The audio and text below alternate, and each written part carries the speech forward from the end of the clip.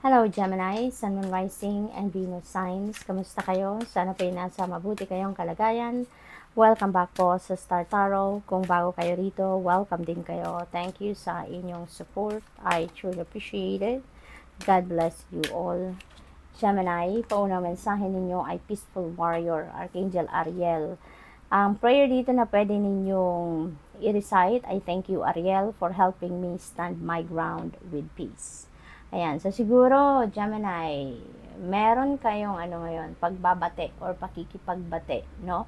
Na gagawin at this time. Maaaring in the past, meron kayong mga sigalot, no? With other people. Maaaring may mga, tawag dito, may mga hindi kayo pagkakaintindihan with some people, no?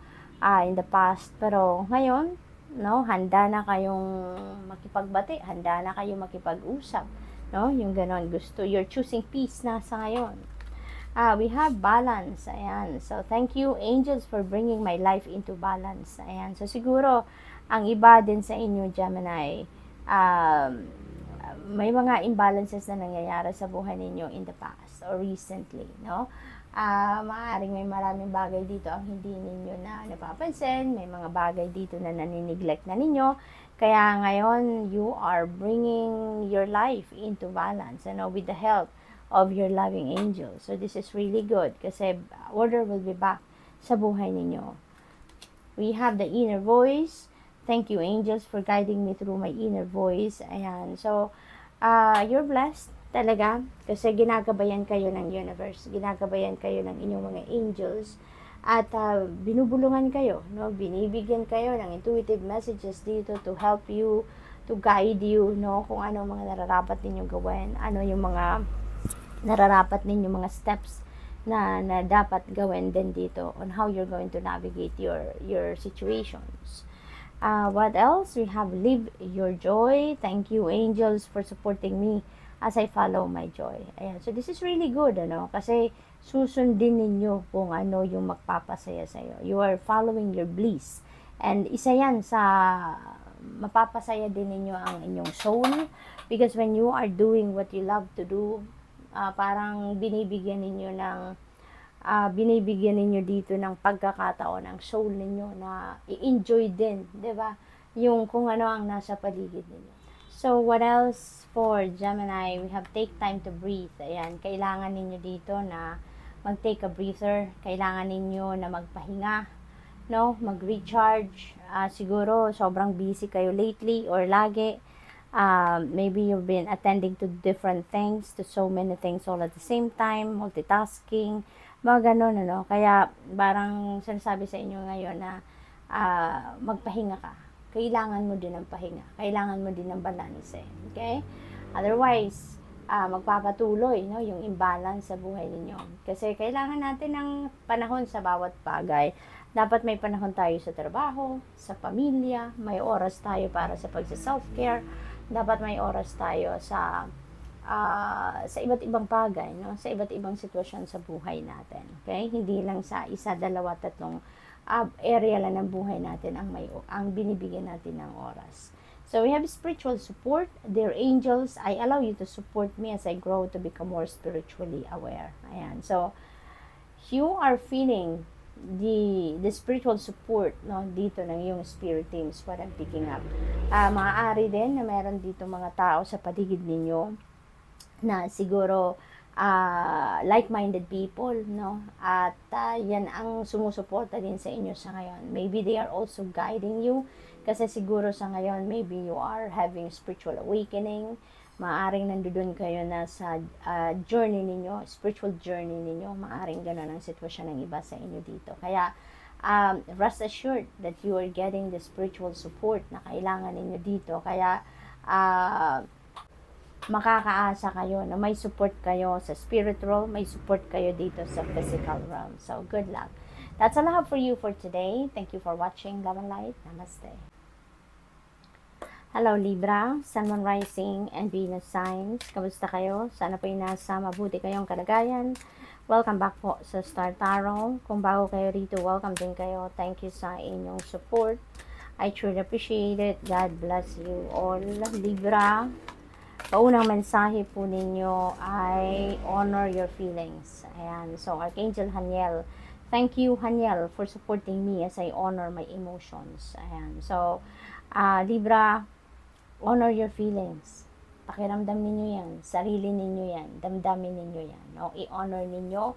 Feel your feelings, ika nga. Don't suppress it. No? Don't suppress it. Kung natutuwa kayo, tumawa kayo, ngumiti kayo, no? Maging magaan ang pakiramdam ninyo. Kung malungkot kayo, then feel it, no? That is one way of honoring your feelings. Feel your feelings, no? Importante yon. Maging authentic kayo sa inyong sarili. Okay? Nakakagaan ang pakiramdam. We have focused your mind. Yan. Thank you, angels, for helping me to focus on my priorities. Siguro distracted ang iba sa inyo dito, Libra, no? Kaya iniimbitahan kayo na to focus your mind so that mas mabigyan ninyo ng oras, panahon, atensyon, karampatang oras para maasikaso ninyo kung ano ang inyong mga priorities. Leave those distractions and leave those least priority ninyo at the back burner muna, no? At isipin nyo muna, pag-focusan nyo muna kung ano ang mahalaga sa ngayon, okay? Inner power, the Divine Father, sabi dito, Divine Father, thank you for co-creating my world with me. This is the divine universe, no? This is the universe, speaking to you through this reading, no? Na ginagabayan kayo ng universe, ginagabayan kayo ng Panginoon, at pinapaalala sa inyo dito na He is co-creating, no, your reality, no? At alalahanin ninyo na hindi lang sapat yung nagdadasal tayo for help, no, 'di ba, na mangyari kung ano man ang gusto natin mangyari, matupad natin ang ating mga pangarap or whatever, no, na hindi rin tayo gumagawa. Kasi it's not only God, 'di ba? Hindi lang ang Panginoon ang gumagawa. Hindi lang ang Panginoon ang gagawa ng paraan para mangyari kung ano man ang nakaplano niya para sa iyo. 'Di ba? We are co-creating with God, no? We are co-creating a reality with God. Tayo ay ginagabayan niya kung ano ang nararapat nating gawin at a certain time. Ginagabayan niya tayo kung saan tayo dapat, kung anong mga things na kailangan nating asikasuhin, i-prioritize, yung mga ganon. We should do, no? Dito sa physical realm. Tayo mag-i-execute kasi tayo ang nandito sa physical realm. Tayo yung gagawa dito, no? By tuning in to His guidance, tayo yung gagawa nun dito. Tayo yung mag-execute. Kaya, we are co-creating a reality, hindi ba? Hindi naman isang iglap lang pagdilat natin nandiyan na, 'di ba? Hindi, tayo ang magtatrabaho. Ginagabayan lang tayo, binibigyan tayo ng resources, pinapadalhan tayo ng tulong ng mga tao na makakatulong sa atin, no? Kasi si God ay tumutulong sa atin through channel, hindi ba? Hindi naman natin nakikita si God mismo ang gumagawa, 'di ba? He is using other people also to help us, no? He is using other things, no, para tulungan tayo, 'di ba? He is doing His magic through channel. So, let's see kung ano pa. We have transformation, Archangel Zadkiel. Thank you, Zadkiel, for supporting me to transform from my past challenges. Ayan. So, may mga pagbabago magaganap sa buhay ninyo dito, Libra, no? Merong mga, siguro magsisimula ang transformation na to on a physical, on a personal level, no? On a personal level. So, siguro magsisimula ang pagbabagong ito, the way you perceive, no? Yung mga perspective, yung mga ganon. What else? We have honor your beauty, Archangel Jophiel. Ayan, thank you, Jophiel, for helping me discover my inner and outer beauty. Ayan, so, maaaring nasa proseso kayo ng kinikilala ninyo ang inyong sarili, or talagang nasa proseso kayo ng parang acceptance, no? You're ready to accept, no, yourself. Kaya mas ngayon pa lang ninyo nakikilala masyado ang inyong sarili. Mas siguro ngayon nyo pa lang tinitignan kung ano ang meron kayo, no? 'Di ba? Ano mga talents niyo, ano mga skills niyo, ano mga gifts niyo. yung kind heart ninyo, maaring ngayon nyo pa lang yan dinidisplay, yung ganun ba, no? What else? We have take a step back. Ayan, so you're being invited here to step back from what is not serving you. Okay? Kasi hindi na yan mahalaga sa inyo sa ngayon. It's not helping you anymore. It's not supporting your highest good.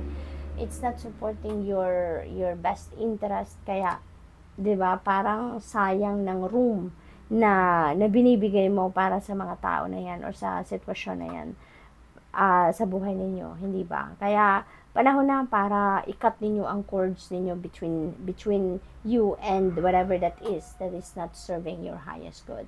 Pag may sitwasyon man yan, tao man yan, or kung ano pa man, no? Time to step back from that, no? And welcome, no? Ready to welcome newness sa buhay ninyo.